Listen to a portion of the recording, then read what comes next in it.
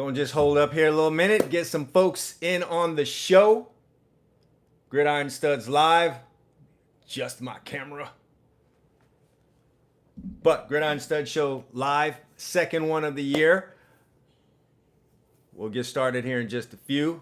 Get a few heads to pop in. But I appreciate you guys that are in here now.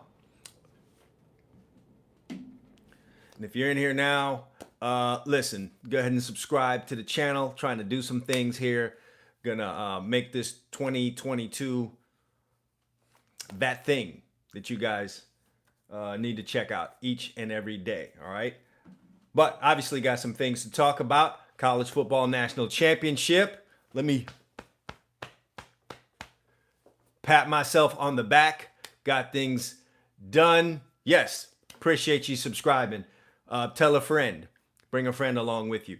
But yeah, we're going to talk about the college football national championship game. Obviously, that's something we need to talk about. Talk about the future of college football. Obviously, we got to do that. And I'm not just talking about the normal stuff that I've been talking about, transfer portal, NIL. Of course, we got to talk about that stuff because that's all the rage right now. And I just think the transfer portal, you know what the transfer portal does for college football? It provides really, really good content for everyone involved with college football media to talk about for the rest of the offseason. At some point, I think the transfer portal is just going to take over, and it's just going to fall to the back seat. It's going to just push college. It's going to push high school football recruiting to the back seat. I can see that coming up. So, little concerned about that for our high school football players out there that are trying to get college football scholarships. I don't think that's a good deal for them, but you know, as they say, it is what it is, as they say. So we will just have to see where that ends up going, where that's going to take us, because you got guys jumping in that college football, you got guys jumping in that portal left and right. So, but yeah, we're definitely going to talk about that college football national championship game and you know what's in the future for some of these teams that we saw out here this year. Who has a good future? Who has a bright future? And who may need to worry a little bit going forward. So we've gone through the whole coaching change deal. I think we're done with that. But there was no shortage of a bunch of drama where that was concerned. This offseason, probably, you know, the most tumultuous offseason that I think we've ever seen with, with coaching changes. So we'll definitely have to, take a look at that. So we're going to talk about that among other things here on the show today. Just a reminder for you guys, my show with Emil Calamino and I, that's tomorrow. Going to try and do that one live if possible. If not, I'm going to have it up on a tape. And if nothing else, you can join us on the podcast. That's on Spotify, that's on Apple Podcasts, that's on Anchor. Wherever it is that you stream podcasts, you'll be able to find our podcast. So Emil Calamino will be on with me. By the way, Emil Calamino was absolutely ridiculous in his bowl picks this year. He went 9-0-1. We decided to pick 10 bowl games this bowl season. He went 9-0-1. And then on top of that, both of us we were on the winning side in last night's game. So not an official pick for him, but hey man, you gotta take your hat off to that guy. If we do throw last night's game in there, 10-0-1 in bowl picks. Can you believe that? So absolutely outstanding by him there. But all right, let's get into this.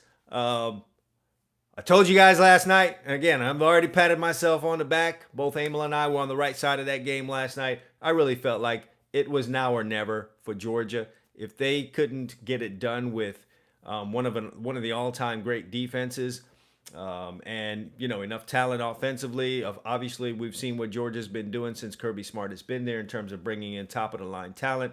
That's just been a constant flow of top players coming in each and every year. If this wasn't the time for him to do that, then I just don't think it ever would have happened with Alabama.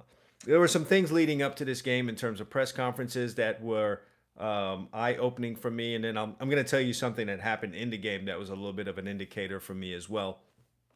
But it was, um, I just noticed the way I pay a lot of attention to what Nick Saban says, his demeanor, and just how he acts leading up to a game, because he really is one of the best that there is out there in terms of motivating his players, finding the right buttons to push, making guys, pulling the maximum out of guys. He's really, really good at that. And so I pay a lot of attention to the things that he says and he does in these press conferences. And it was a little bit different for him leading up to this game. I noticed him praising the guys a little bit more, and not really getting after the media. And I talked about this yesterday. Didn't really get after the media as much about heaping praise onto his guys, because he himself was doing it. And then he felt like his team needed that for the confidence boost. And that's the way he went about playing it. And that told me that in his mind, he felt his guys needed a little bit of help mentally to compete with what it was Georgia was going to bring to the game physically. So far as the actual gameplay was concerned, one of the big things that I talked about leading up to this game, I even spoke about it last week when I first started talking about this game and who I thought was going to win and cover the point spread, et cetera, was, when I went back and looked at the games, the game plan on both sides of the ball for Georgia in that SEC championship game was very vanilla. Now, no one's going to accuse the Georgia Bulldogs of being a wide open offense. No one's going to ever make that claim about them. But defensively this year, they were what's the word I'm looking for? They were interesting schematic wise. All right. I noticed that quite early in the year against Clemson. Some of the things they were doing with three-man fronts, not to get too technical on football here unless you guys want me to do that. Some of the things they were doing with three-man fronts, because they were strictly a four-man front team in years past. But some of the things they were doing with three-man fronts, bringing exotic blitzes, bringing corners off of the edge, dropping guys in strange places. I noticed that very early on in the season, that this was the way they wanted to attack the season, and it definitely worked out for them. Obviously, they've got the players to have a great defense in each and every year, but when they added to that some actual scheming going on and not just relying on the fact that they've got these top of the line players, you saw what that was able to bear out for the Georgia Bulldogs. They put together one hell of a season, especially defensively, and I didn't see a whole bunch of that in the SEC championship game. So I've got to take my hat off to Kirby Smart in that you had an undefeated football team. You were running through everyone that was out there, but you had enough reverence, you had enough respect for Alabama, their program, and the head coach that you used to work for, to use a little bit of strategy and say, hey, listen, we're going to go into this game with a bit of a vanilla game plan. If it works for us, fine. We've got a tremendous team. We might beat them anyway, but at least we don't really show them anything in person that they would be able to defend later on. It's one thing to see some stuff on film when you're a football coach and you're a team preparing for an opponent. It's another thing to actually have to deal with it and go against it in person. And I think Kirby Smart, I was wondering last night if I was giving him too much credit. I think I'm going to give him that credit today, because he is really a good football coach. And that I would be saying whether or not he won last night. And I knew this long before he became the head coach for the Georgia Bulldogs, that this guy was a really good football coach. I think everyone can agree with that. However, I'm going to take my hat off to him in saying that even though physically he felt that they were better than Alabama, there was still enough respect for Alabama to say, we probably need to use a little bit of strategy here. We're not going to lay all our cards on the table in the SEC championship game, because there's a strong chance that we might see them again. Even if we were to beat them in this game, the SEC championship game I'm talking about, and we don't blow them out, there's a chance they'll make it in anyway. Then we'll have to face them when we already laid all our cards out. And I've got a tremendous amount of respect for Nick Saban and the kind of staff that he could put together, that if we lay all of our cards out in the SEC championship game, then we would have given them the opportunity to know what to defend, how to go about preparing for it, and then we would have had a tougher sledding through the game. I don't know how you guys out there felt. Maybe you guys can comment, right now on this live as we're doing this. But I never felt like the game was going to get away from Georgia. I never felt like, oh, that was it. Even when late in the game, Stetson Bennett fumbled that football, and it was casually picked up by the Alabama defender and gave them the ball deep in their own territory, which they eventually ended up scoring a touchdown off of. Even after that, I still didn't have this feeling like, oh, that's it for Georgia. It's all over. Now, it was a field goal fest early, but there was just something in me that felt, okay, we're going to see what Georgia's made of here. I feel pretty good that they're going to be able to work their way back down the field, whether it was in this drive or it was in the next drive after that, which they were running out of time. I felt like they'd get down there and get the points that they needed to get, whether that was 2 field goals or that was going down there and getting a touchdown, whatever the case may be. I really felt like they'd be able to do that. Now, giving up a touchdown that late in the game, the first touchdown late in the game, would probably bury a lot of folks mentally. I just felt like Georgia, that wasn't going to happen for them. And what I did see, apart from the schematics that I talked about and having the 5-star players, what I noticed was the team bonded together really quickly right after they suffered that catastrophic event of the fumble with Stetson Bennett. That was a team that had decided that we're going to come into this season, this is our goal, and we're going to do anything and everything that we've got to do to get that and accomplish that. I noticed White running hard as hell. This was a guy who personally said, I'm going to put this team on my back, and I'm going to do what I got to do. I'm going to get these first downs. I'm going to run through these arm tackles, and I'm going to get as many yards as possible, and we're not going to let it fall right here. We're not losing to these guys again. There was a bit of a determination that overcame that entire Georgia football team after they fumbled that ball and it was picked up by the Alabama player and it turned into the first and only touchdown. Am I correct on that? Yeah, I believe the only touchdown for Alabama in the game. You just saw some guys coming together and saying, well, this isn't it. And if you even heard Stetson Bennett in the press conference after the game, immediately after the game on the field, he had said that himself, I was not going to be the reason why we lost this football game. And can we just talk about Stetson Bennett for a minute? I know there are probably some folks out there, some rival fan bases, because you guys have absolutely no chill, that would talk about, oh, this quarterback was crying on the sidelines and some of the crying faces that he made. But if you are worth a damn, if you've ever had to work for anything in your life, if you've ever been told you weren't good enough at anything or been made to feel that way, you have to feel really, really good for Stetson Bennett. Here's a guy that walked on to his dream school, and as someone who's in recruiting and talks to guys on recruiting, been doing this for over a decade now, I run into a ton of guys like that every year.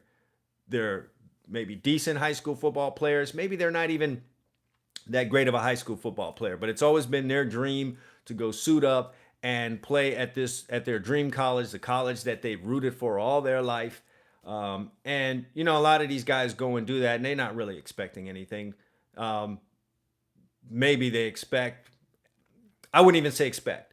Their hope and their dream is to maybe one day get on the field. Maybe, my dream school is blowing out one of their opponents, and I can get in there at the end of the game and say I lined up. There'll be a picture of me somewhere in a uniform on the field for my dream school. I really think for a lot of those guys, that's the apex. That's the mountaintop for them. They, in their hearts, know maybe I'm not, that kind of player. I mean, am I really Jordan Davis? Am I really, John Mechie? Am I one of those guys? I'm not. I just want to get on the field. First of all, I want the experience of having been on the team, listened to Nick Saban speak, been through the training, been around these guys. And then in the event that we end up blowing out somebody and we can get past the second and third team and put walk on out there, I'd like to be one of those guys and say, I did that. That's really, the apex for a lot of these guys.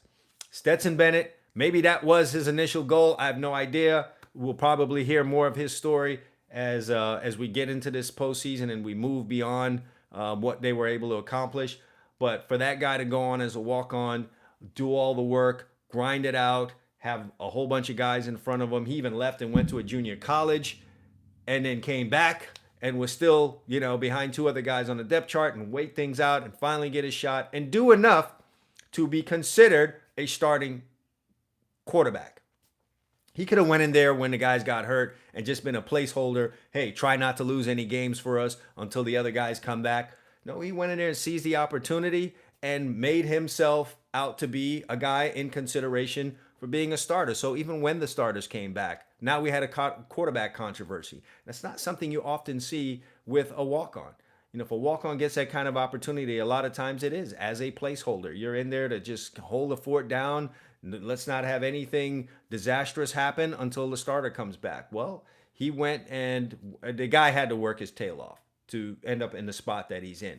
And we heard all the criticism of Stetson Bennett going into the SEC championship game. Nothing happened in that game to stop it from going down. In fact, it got even worse because this team that had been great all year got blown out, and he was seen largely as the problem. He quieted some of that down in the Michigan game where they came out and punched the Wolverines right in the mouth, and the offense had a lot to do with that. But still, even going into this final game, the championship game yesterday, he was under a whole lot of fire. Still under fire because, again, you're facing Alabama, the team that blew you out 41-24. You really didn't look that great in this game. You haven't been able to knock off Alabama. Both you and your team have not been able to do that because last year it was the same story, got blown out by Alabama. So how are they? I had several people tell me this. How are they going to win and beat Alabama and the king, Nick Saban, and the forces that he brings and the players that he brings with a former walk-on quarterback in Stetson Bennett? And if I heard it, I damn sure know Stetson Bennett heard it. Now, from my understanding, he's not a really big social media guy, but it doesn't matter if you're not a social media guy. You've got plenty of friends around you that are social media people that will go find these things and bring them to you even when you don't want to hear them. They'll text them to you. They'll find a way to get that stuff to you. That's just how this world works. You are never really totally and completely isolated from the things that are being said about you on social media unless you're living up in a mountain somewhere or you're Andrew Luck. How about that, by the way? Andrew Luck showing up with a mini disguise on last night. Good. An Andrew Luck sighting. Now, he might actually be someone who would not know what's going on. He literally is still carrying around a flip phone. So he may not know what's going on social media wise. But back to Stetson Bennett, you got to feel really, really great for that guy. I know we had an incident a couple of weekends ago on a Sunday with Antonio Brown, and there are a whole bunch of people wanting to support Antonio Brown, and I know what a bunch of that is about. It's about people who have been on a job that they didn't like, or they had a boss that they didn't like, or they were in a situation where they felt like someone had them under their thumb, and they just felt, I don't know, vindicate is the word, but they just felt really freed by what Antonio Brown did. I obviously don't agree with what Antonio Brown did, but that's neither here nor there. There were a bunch of people celebrating what he did because he just pretty much threw a middle finger up to the NFL and walked off his job and left in style with people cheering, threw his shirt off, whatever it was.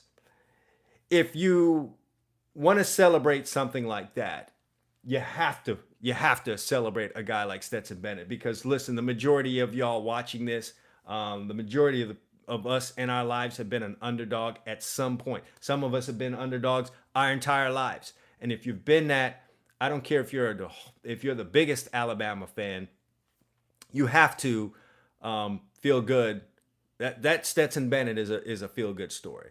If you're an Alabama fan, go ahead and comment here and let me know how you feel about that. Can you be an Alabama fan and still feel good about what Stetson Bennett was able to accomplish this season and cap it off the way he did last night? I mean, he essentially ended up beating a Heisman Trophy winner and a defending national champion, a former walk-on. You got to love that. So what I did like the most out of him last night was, yes, after that fumble, he didn't crumble. All right. So we're out here dropping rhymes right now. We're spitting rhymes. But anyway, I like that. And then, something that just really came over me is, did you guys notice that drive right after the fumble? Did you notice how Georgia opened up the offense? And I think it was in 3 or 4 plays they got down the field.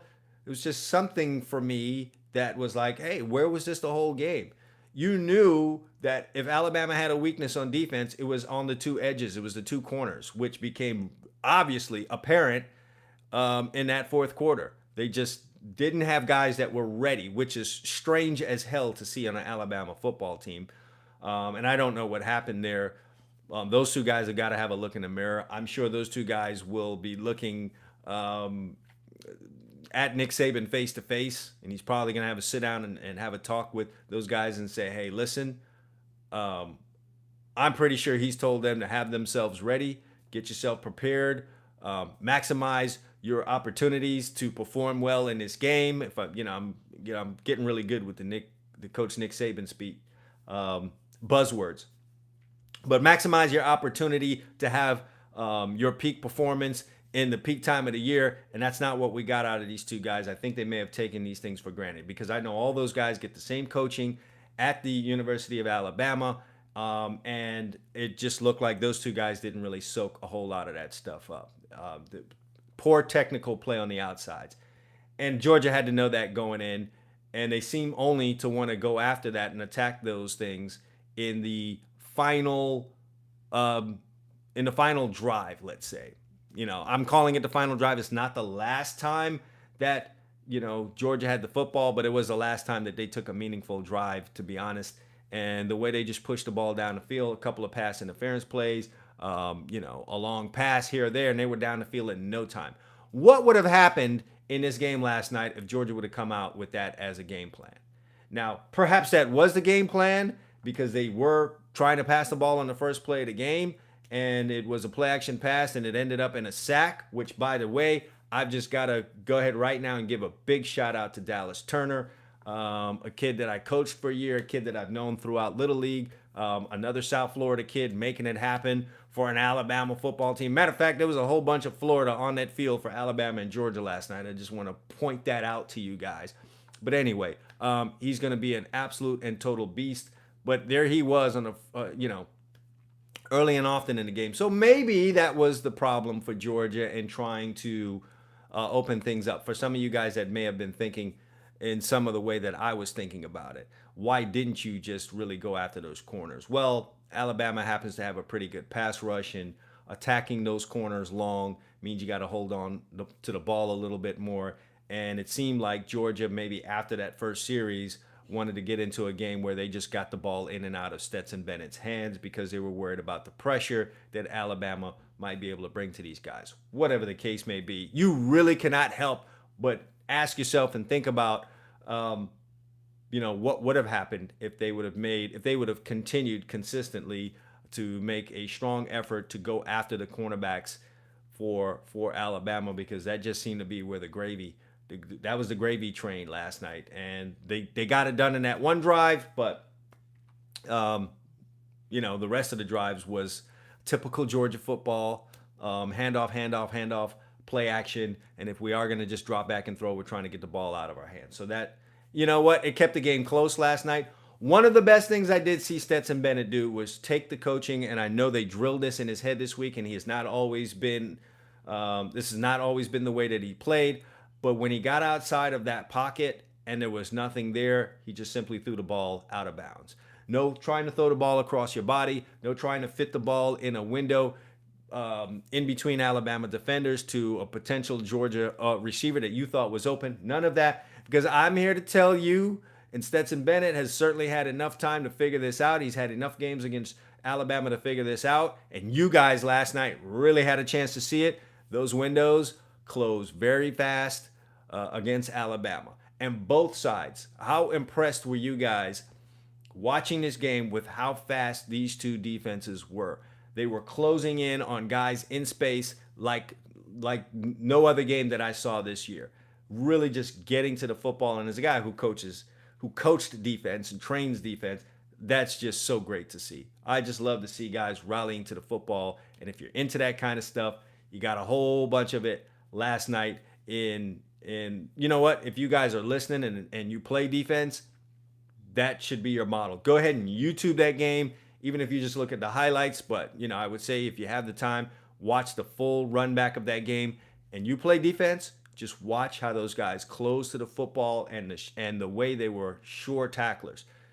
Was there any doubt for anybody here that we watched the two best teams in college football play last night? Is there anyone now still doubting that clearly Michigan was not one of those teams? Georgia made that clear. Cincinnati had their shot at it, didn't get it done. I'm sure everyone now can go ahead and put to bed the whole Texas A&M thing. And while I try to tell people you really can't put a whole lot of stock into the bowl games, Notre Dame was not one of the two best teams. So I know college football catches a lot of heat for their, short-sighted way of, ending the season. You only have a 4-team college football playoff. Everyone wants an 8-team college football playoff. Whatever the case may be, whatever it is we came up with it, is there anyone out there right now that can deny that the two best teams ended up playing in that final game last night? And this was what was supposed to happen. And think about the last 2 nights of football that we got. Sunday night, we got that magical, one of the all-time greats, an instant classic between the Chargers and the Raiders with everything on the line, including a potential tie, maybe even taking a knee in an overtime to get both teams in. We had that great game, and then we followed it up with the great game that we had last night. Even when the game was 9-6, you had a total baseball score on the field and on the scoreboard at that time. I still felt like this was a really good football game. Now, that might be me. I'm a guy who played. I'm a guy who coached. So, and again, coached defense. So I'm not going to be, I'm obviously going to be okay with a 9-6 game because I'm going to be all caught up in how the defense is stifling everything that the offense is trying to do. But for you guys out there that are not so intimately involved in the game of football and you're just a fan that watches it, how did you feel about the game when it was 9-6? Were you bored? Or do you need to see 21-17? Do you need to see 24-21 at halftime? Do you need to see 30-20 by halftime for it to be an exciting game? Or was it still an exciting game to you when it was 9-6 at the half last night? I would love to know how you guys felt about that. I felt good about the game. And then obviously it got better as it wore on. And then the fourth quarter was great. It was almost as good as what we got out of the Chargers and the Raiders the night before. So, you got to love the game of football. I know I get on here and bitch a lot about what's going on with college football. I bitch about some of the penalties that, you get in the National Football League. Because remember, I'm going to National Football League games every weekend. And I'm here to tell you guys, sometimes it can be difficult at an NFL game in person. You don't have the luxury of changing a channel. You don't really have the luxury of getting up and going to the refrigerator and all the stoppages, whether it's a review or whether it's the 10th penalty in a row that a referee decided to throw because of, holding or defensive holding or the freaking pass interference that I'm not even sure what pass interference is anymore. And the fact that we've got to review everything, a spot of a ball, an interception, a guy 2 feet tapping, trying to go out of bounds. There are a lot of stoppages in the game, not to mention the hard commercial breaks that you got to take. So I know I bitch about a lot of these things, and I'm just doing that because I want the game to get better. And, hopefully one of you guys take this idea and runs with it, or maybe this video ends up in front of someone really important and we fix some of the things that are wrong with the game. But whatever the case may be, we've reached the end of college football season. We're pretty much to the close end here of the NFL season. And we have just been treated to 2 of the best games ever in the last 2 nights. And then we've got the NFL playoffs come up. And to be honest, man, I think we're headed for one of the most exciting postseasons in the NFL that we've probably ever had. Because when I look at that NFC, anyone can get it. I know Green Bay is the top dog right now. They secured the number 1 seed, but they're vulnerable. Every team in the NFC right now could beat anybody. That's really how I'm looking at it. Philadelphia could possibly go and beat Green Bay just because of the way that they play. Everyone feels like San Francisco has a really good shot to beat the Cowboys. The Cardinals have already beat the Rams, and the Rams could blow out the Cardinals. Anything could happen. And the same thing goes in the AFC. Who's the strongest team right now? Is it Kansas City Chiefs that we just saw struggling with the Denver Broncos? Are they the best team? What about the Bills? They're Jekyll and Hyde. They're up and down. So anyone in that AFC and NFC can get it done. And so we're about to really have an exciting, postseason.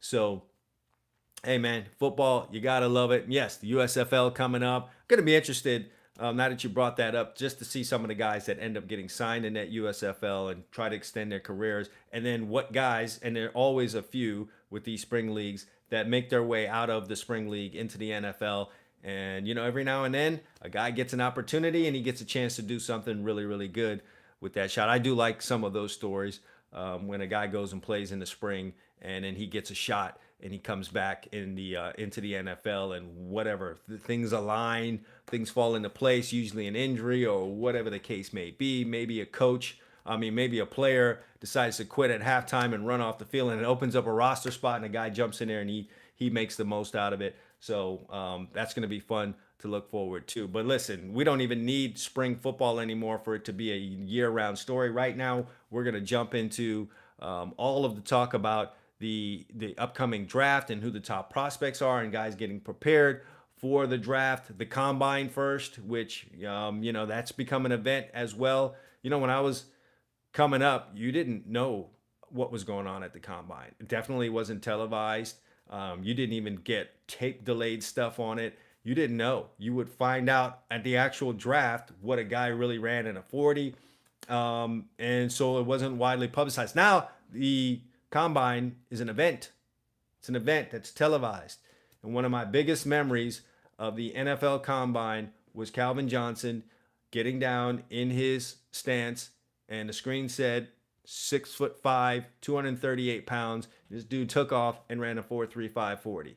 I was so disgusted at that feat of pure athleticism, beastly. I'm a DB. I'm like, how the hell are we? I turned the TV off and I unplugged it. Couldn't believe what the heck it was that I saw. Just totally blown away by that. But yeah, so we've got the combine coming up. We've got NFL free agency. Like I said, we're going to have all this transfer portal talk in the offseason. There is still another National Signing Day coming up. So, hey, listen, I don't know about that, man. Derek Stingley Jr., when's the last time he played ball? I know he took most of this year off. And, maybe you love that guy. I didn't really see anything out of him the year before this one that he took off. The guy's last really good football game has come 2-3 years ago as a freshman. It's going to be interesting to see what he brings to the table as a player. We know he's going to be drafted high because he's really been hyped since that great freshman year that he had. They were talking about him being on Heisman Trophy ballots, and that 2020 season wasn't really great, and he was absent all of 2021. Still, he remains on top of draft boards. That's going to be part of some of the things that I talk about in some coming videos and in some lives. I'm going to be evaluating some of these prospects, particularly guys that are defensive backs coming out. So, that's some of what we'll talk about. Yep, I know he did the Kyrie Irving move. I don't know if Kyrie is Kyrie looking that great right now? He's kind of fallen off. So we'll talk about Derek Stingley Jr. coming up, along with some of the other prospects, not just defensive backs, but guys all over the place as I, start taking a look and evaluating some of these guys. So we'll have some fun with that.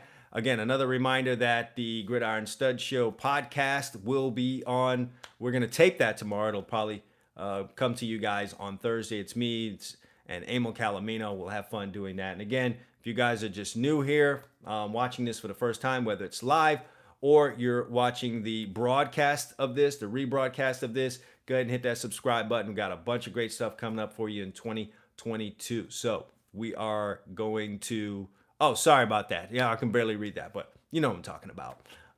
Yes, Kyrie at Duke. But listen, man, I don't know. I'm just not feeling Derek Stingley Jr. right now. Let me watch some more film. I'm just saying that's a lot of time off, and we're really just talking about 1 year for this guy. And I've a lot of times in my history of really paying attention to what goes on in the NFL with prospects, 1 year is just oftentimes it's not enough, especially if it was just your freshman year.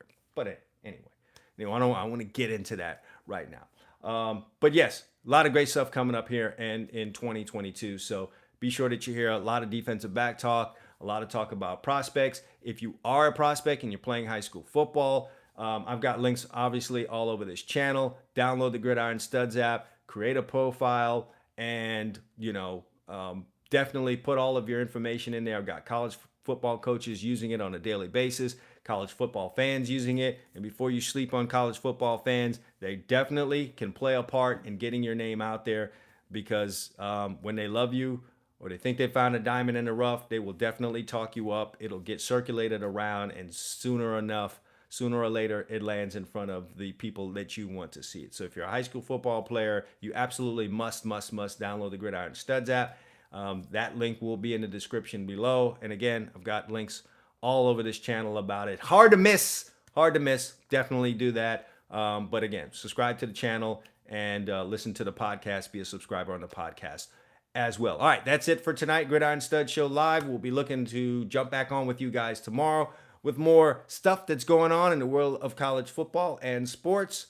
And until then, guys, thanks for joining me here on the show. And until next time, enjoy it. Pigskins.